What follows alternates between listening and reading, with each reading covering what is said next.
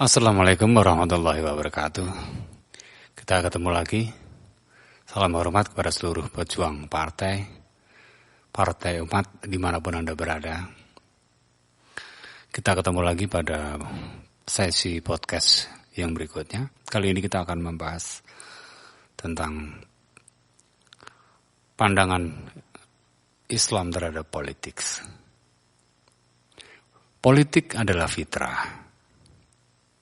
Masyarakat kita masih banyak yang berpendapat bahwa politik itu kotor dan harus dijauhi. Sehingga anggapan seperti itu membuat masyarakat kita sangat apatis, a priori membenci, dan alergi dengan politik dan segala sesuatu yang berhubungan dengannya. Hal itu mungkin terjadi karena hasil pantauan masyarakat di lapangan dan lewat media terhadap politik selama ini selalu menunjukkan gejala buruk.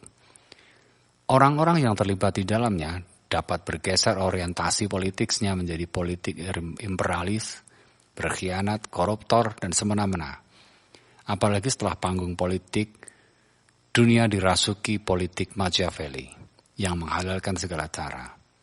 Semakin menjadi-jadilah kebencian masyarakat terhadap politik.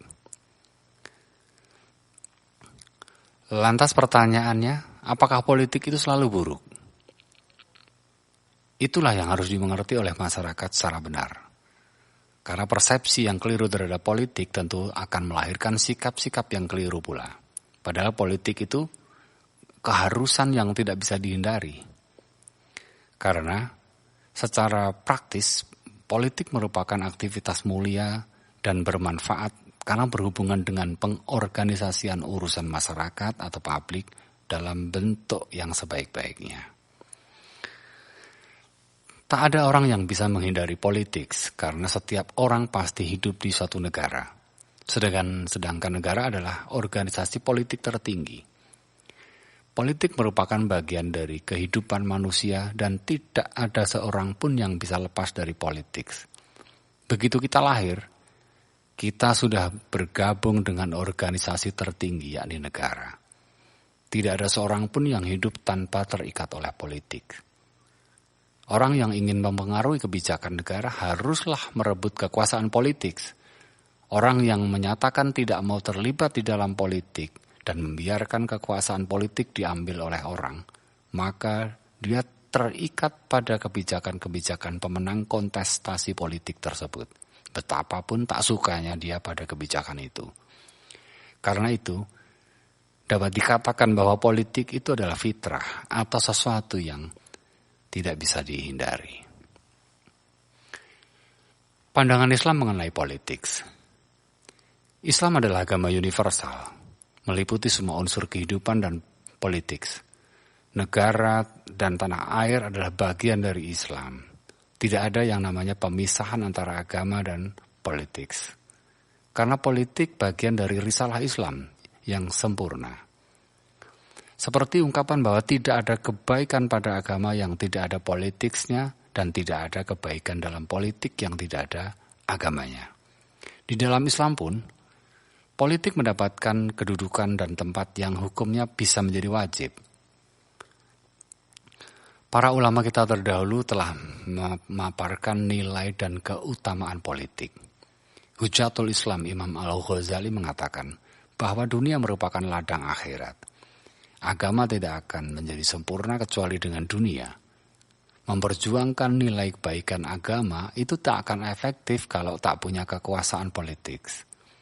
Memperjuangkan agama adalah saudara kembar dari memperjuangkan kekuasaan politik. Ad-din wa'al sultan tawaman. Lengkapnya Imam Al-Ghazali mengatakan, memperjuangkan kebaikan ajaran agama dan mempunyai kekuasaan politik adalah saudara kembar. Agama adalah dasar perjuangan, sedangkan penguasa kekuasaan politik adalah pengawal perjuangan. Perjuangan yang tak didasari oleh prinsip agama akan runtuh, dan perjuangan agama yang tak dikawal akan sia-sia. Dari pandangan Al-Ghazali itu bisa disimpulkan bahwa berpolitik itu wajib, karena berpolitik merupakan prasyarat dari beragama dengan baik dan nyaman. Begitulah Islam memandang dunia politik. Karena prakteknya politik itu banyak diwarnai oleh perilaku jahat, kotor, bohong, dan korup, timbullah kesan umum bahwa politik pada situasi tertentu adalah kotor dan harus dihindari. Mujadid Islam Muhammad Abduh pun pernah marah kepada politik dan politisi karena berdasarkan pengalaman dan pengamatannya waktu itu, beliau melihat di dalam politik itu banyak yang melanggar akhlak, banyak korupsi, kebohongan, dan kecurangan-kecurangan. Muhammad Abduh pernah mengungkapkan doa ta'awud dalam kegiatan politik. Aku berlindung kepada Allah dari masalah politik dan dari orang yang menekuni politik dan terlibat urusan politik, serta dari orang yang mengatur politik dan dari orang yang diatur politik. Tetapi, dengan mengacu pada filosofi Imam Al-Ghazali menjadi jelas bahwa berpolitik itu bagian dari kewajiban syariat, karena tugas-tugas syariat hanya bisa direalisasikan di dalam dan melalui kekuasaan politik atau penguasa, organisasi negara. Dalam kaitan inilah ada kaidah usul fikih yang menyebutkan ma la yatimul wajib illa bihi fahuwa wajib. Jika ada satu kewajiban yang tidak bisa dilaksanakan kalau tidak ada sesuatu yang lain, maka sesuatu yang wajib juga diadakan atau dipenuhi. Maka sesuatu yang lain pun menjadi wajib juga diadakan atau dipenuhi. Dengan kata lain, jika kewajiban mensyiarkan nilai-nilai kebaikan Islam tidak bisa efektif kalau tidak berpolitik, maka berpolitik itu menjadi wajib pula hukumnya. Itulah yang menjadi dasar mengapa sejak awal turunnya Islam, Muslimin itu sudah berpolitik, ikut dalam kegiatan bernegara, bahkan mendirikan negara, dan Rasulullah SAW serta Khulafaur Rasyidin serta para pemimpin Islam terdahulu telah membuktikannya. Memilih pemimpin yang terbaik.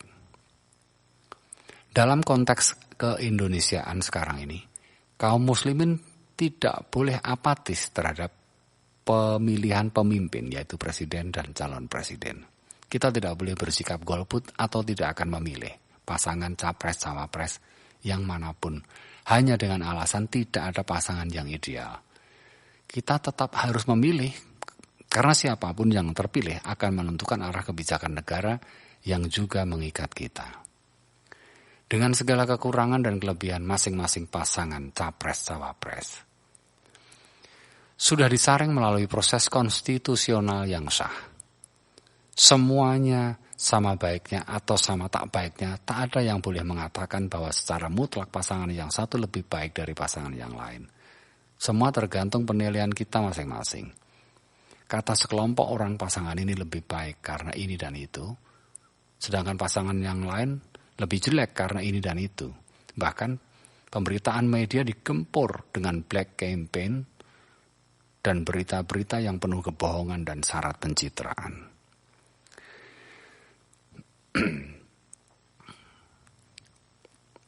Jadi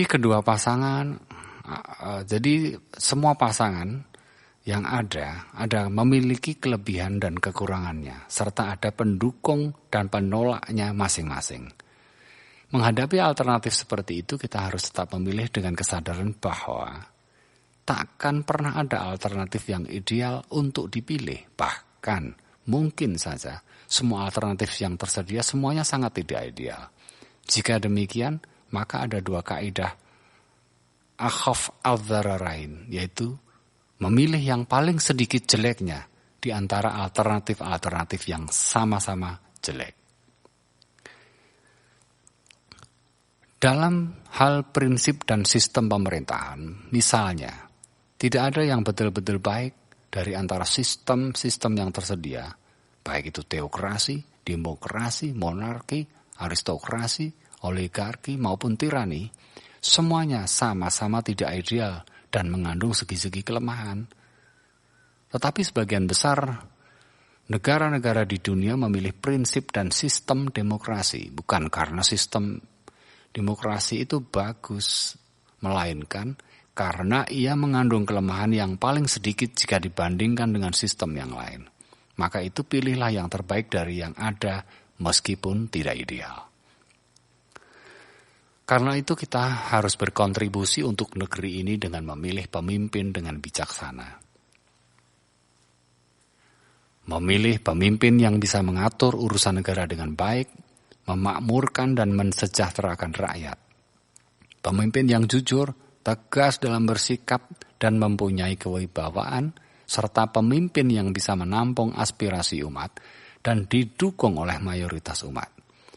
Negara Indonesia adalah salah satu negara terbesar berpenduduk muslim di dunia. 80% penduduk di negeri kita adalah beragama Islam dan sebagai muslim.